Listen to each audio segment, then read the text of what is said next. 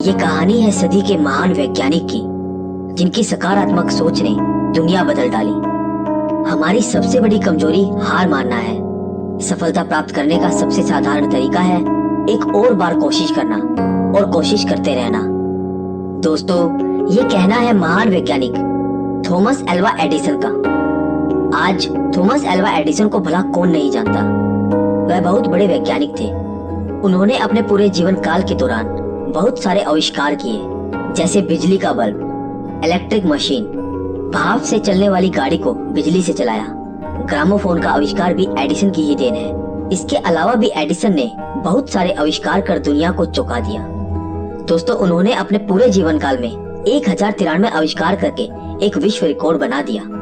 दोस्तों, हो सकता है आपको ये सब बातें पहले से ही पता हो, लेकिन इतने सारे आविष्कार करना ये तो उनकी जिंदगी का बस एक पहलू है। और आज मैं आपको उनकी जिंदगी के दूसरे पहलू से रूबरू कराऊंगा, जिसमें मैं उनकी पॉजिटिव यानी सकारात्मक सोच के ऐसे उदाहरण पेश करूंगा जिनको अगर आप अपनी जिंदगी में अपना ले तो आपको आपकी जिंदगी में कामयाब होने से कोई रोक नहीं सकता। दोस्तों, आगे बढ़ने से पहले मैं रिक्वेस्ट करूंगा कि अगर आपने हमारा चैनल अभी तक सब्सक्राइब नहीं किया है तो प्लीज इसे सब्सक्राइब कर लीजिए और इसके साथ वाले बेल आइकन पर क्लिक जरूर कीजिए, जिससे कि आपको हमारे आने वाली सारी वीडियोस के नोटिफिकेशन मिल जाएंगे।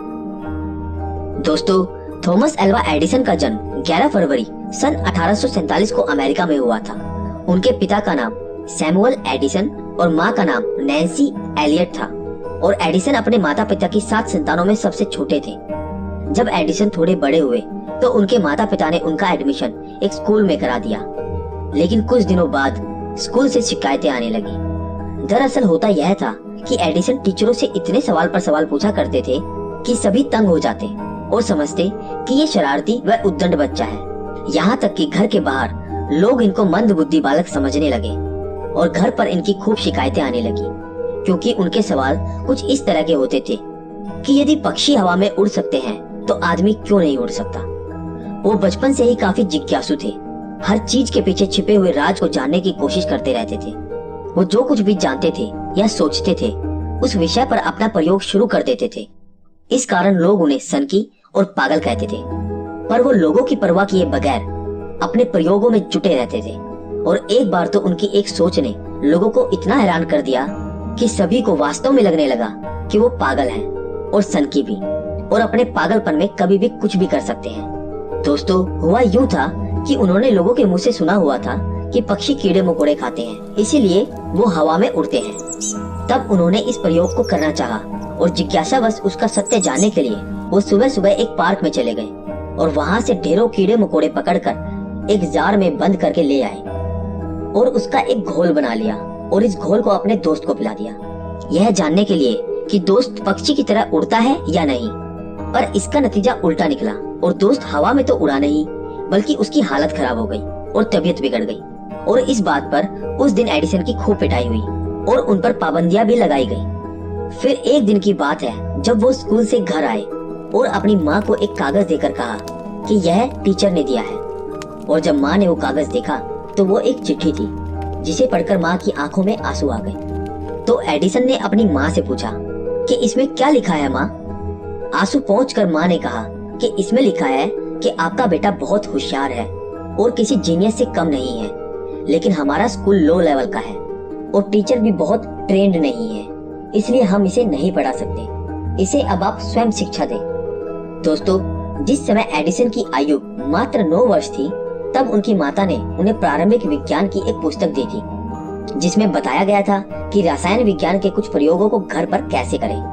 और फिर दोस्तों, एडिसन ने 10 वर्ष की उम्र में ही अपनी पहली प्रयोगशाला घर पर ही बना ली। परंतु कुछ दिनों बाद उनकी माँ ने किसी बात से नाराज होकर उनका सारा सामान बाहर फेंक दिया। इसके बाद अपनी नई प्रयोगशाला खोलने के लिए उनको पैसों की सख्त जरूरत थी, इसीलिए एडिसन ने रेल यात्रियों को टिकट और अखबार बेचना शुरू कर दिया। और अब एडिसन ने रेलगाड़ी के एक खाली डिब्बे में अपनी प्रयोगशाला भी बना ली थी। लेकिन जब वो 12 साल के थे तो एक प्रयोग करते समय उनके रसायन नीचे गिर गए और उनकी रासायनिक प्रतिक्रिया के परिणाम स्वरूप ट्रेन के उस डब्बे में आग लग गई। फिर आग तो बुझा दी गई, लेकिन वहाँ के सुरक्षा कर्मी ने क्रोधित होकर एडिसन के कान पर एक जोरदार तमाचा जड़ दिया और उसे गाड़ी से भी उतार दिया। दोस्तों, आप जानते हो उस एक तमाचे के कारण एडिसन को ऊंचा सुनाई देने लगा और धीरे धीरे उनके सुनने की क्षमता खत्म होने लगी। लेकिन उनकी जगह कोई भी होता तो शायद बहुत दुखी और निराश हो जाता। लेकिन एडिसन इस बात से दुखी होने की बजाय खुश हुए और जन्म हुआ उनकी सकारात्मक सोच का, क्योंकि एडिसन को लगा कि अब से उन्हें बेकार की बातें सुनाई नहीं देंगी और वो अपने काम पे ज्यादा फोकस कर पाएंगे। दोस्तों, मात्र 15 वर्ष की उम्र में थॉमस एडिसन स्वयं अपने समाचार पत्र की छपाई और प्रकाशन करने लगे थे और उसे खुद ही चलती ट्रेन में जाकर बेचने लगे थे और दिन भर काम करने के बाद बाकी बचे समय को प्रयोगशाला में लगा देते थे। दोस्तों, समय के साथ साथ थॉमस एल्वा एडिसन एक महान वैज्ञानिक बन गए और आविष्कार करने लगे। एडिसन यूनिवर्सल स्टॉक प्रिंटर उनका पहला आविष्कार था, जिसे एडिसन बेचने में सफल हुए थे। और इससे जुड़ी एक रोचक कहानी है कि जब एडिसन ने अनुभव किया कि उनके आविष्कार की कीमत 5,000 अमेरिकी डॉलर है, तो वो उसे 3,000 डॉलर में विक्रय करने को तत्पर हो गए थे। लेकिन किसी ने उसे 40,000 डॉलर में खरीद लिया।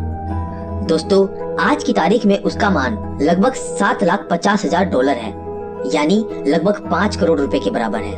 और उस समय के हिसाब से ये इतनी बड़ी रकम थी जिसे सुनकर एडिसन बेहोश होने वाले थे, लेकिन उन्होंने अपने आप को संभाला था। दोस्तों, अब उनका कामयाबी का सफर शुरू हो चुका था।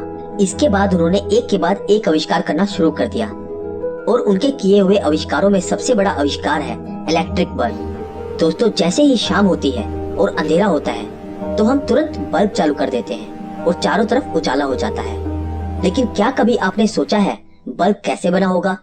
शायद हमारे पास इसके बारे में सोचने का वक्त ही नहीं हो। लेकिन दोस्तों, बिजली का बल्ब बनाने में थॉमस एल्वा एडिसन ने 10,000 बार से भी अधिक बार असफलता प्राप्त की। लेकिन वो निराश नहीं हुए, क्योंकि वो कहते थे कि हम बिजली को इतना सस्ता बना देंगे कि केवल अमीर लोग ही मोमबत्तियां जलाएंगे। और अपनी कड़ी मेहनत और संघर्ष के दम पर लगभग 32 वर्ष की उम्र में उन्होंने बल्ब का आविष्कार किया और 21 अक्टूबर सन 1879 को पहला बल्ब पूरे दिन भर चलता रहा। दूर दूर से हजारों लोगों की भीड़ इसे देखने आने लगी, क्योंकि लोगों के लिए यह किसी चमत्कार से कम नहीं था। और दोस्तों, जब एडिसन से पूछा गया कि आप 10,000 से भी अधिक बार असफल होने के बावजूद कैसे बिना हार माने काम करते रहे, तो उन्होंने कहा कि मैं असफल नहीं हुआ हूँ। मैंने 10,000 ऐसे रास्ते ढूंढ निकाले जो काम नहीं आते और जो गलत रास्ते हैं। उनके इस सकारात्मक विचार ने मानव जाति के लिए एक मिसाल कायम कर दी कि जब तक कोई परिणाम ना मिले आगे बढ़ो, और तब तक आगे बढ़ो जब तक जीत हासिल ना कर लो। दोस्तों, कहानी यहाँ खत्म नहीं होती। एक दिन की बात है जब एडिसन फुर्सत के क्षणों में अपनी पुरानी यादगार वस्तुओं को देख रहे थे, तभी उन्हें एक अलमारी के कोने में एक पुराना खत मिला। दोस्तों, ये वही खत था जो उनके बचपन में टीचर ने उन्हें दिया था और उनकी माँ ने उस खत को पढ़कर एडिसन को बताया था कि टीचर ने लिखा है कि वो बहुत होशियार और जीनियस है, और ये कहकर उनकी आंखों में आंसू भी आ गए थे। लेकिन दोस्तों, अब उनकी माँ का देहांत हो चुका था और एडिसन भी बहुत बड़े और महान वैज्ञानिक बन चुके थे। और इतना पुराना खत मिलने पर उन्होंने सोचा कि जल्दी से देखता हूँ मेरे बारे में और क्या क्या लिखा है। एडिसन ने उत्सुकतावश उस खत को खोलकर देखा और पढ़ा, लेकिन उसमें जो लिखा था उसे पढ़कर एडिसन रोने लगे, क्योंकि उसमें लिखा था, आपका बच्चा मेंटली वीक है, उसे अब कभी स्कूल में ना भेजें। दोस्तों, एडिसन कई घंटों तक रोते रहे और फिर उन्होंने अपनी एक डायरी में लिखा कि एक महान माँ ने एक मेंटली वीक बच्चे को सदी का सबसे ग्रेट साइंटिस्ट बना दिया। यही होती है पॉजिटिव पेरेंट्स की रियल पावर। दोस्तों, अगर इंसान का जन्म हुआ है तो उसे इस दुनिया से एक दिन जाना भी पड़ेगा, और यही सार्वभौमिक सत्य है। इस महान वैज्ञानिक थॉमस एल्वा एडिसन ने 18 अक्टूबर सन 1931 को संसार से विदा ली और जाते जाते पूरी दुनिया को रोशन कर गए। दोस्तों, आप जानते हो, मृत्यु को भी उन्होंने भारी प्रयोगों के लिए दूसरी प्रयोगशाला में जाना समझा। उन्होंने कहा, मैंने अपना जीवन कार्य पूर्ण किया, अब मैं दूसरे प्रयोग के लिए तैयार हूँ। इस भावना के साथ विश्व के इस महान उपकारक ने संसार छोड़ दिया। और क्या आप जानते हैं उनके आखिरी शब्द क्या थे? उन्होंने कहा कि वहाँ पर सब कुछ बहुत सुंदर है। दोस्तों, उनके मुंह से निकली हर बात एक सकारात्मक सोच से उत्पन्न हुई लगती है। उनकी मौत पर पूरे अमेरिका की लाइट एक दिन के लिए बंद कर दी गई थी। उन्होंने अपनी पूरी जिंदगी में कभी हार नहीं मानी और खुद पर विश्वास किया। वो कई बार 4-4 दिन बिना सोए प्रयोग करते रहते थे।